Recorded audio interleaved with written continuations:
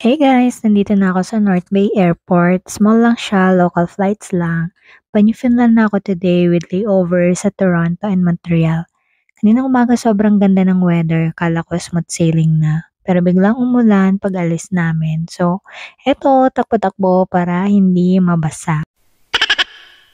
A few hours later. Andito na kami sa Montreal Airport. Wala na akong video sa Toronto kasi grabing habol namin. Panay takbo sa airport, 5 minutes na lang magsasara na kasi yung gate. Kasi naman lumabas pa kami ng airport para bumili ng Jollibee kung pasalubong sana. Pero ayun, pundi ka na talaga.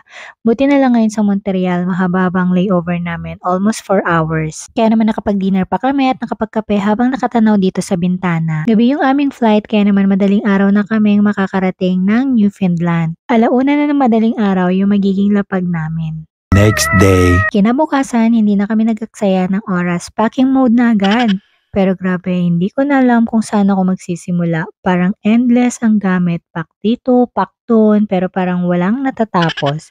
The struggle is real, guys. Literal na kalaban ng oras at kalat. Wish us luck!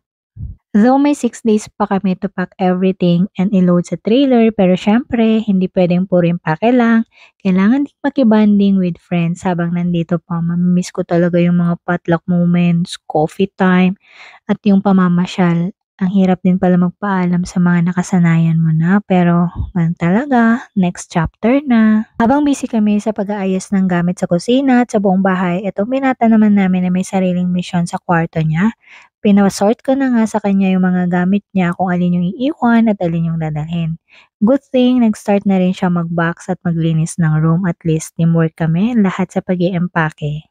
So hanggang dito na lang muna ang aking video. Abangan nyo ang aming travel guys. I-update ko kayo kung gaano katagal ang aming biyahe at kung anong mangyayari sa aming biyahe dahil mag-ferry lang kami and then by land na hanggang Toronto. See you guys in our next video. Don't forget to like and subscribe. Bye!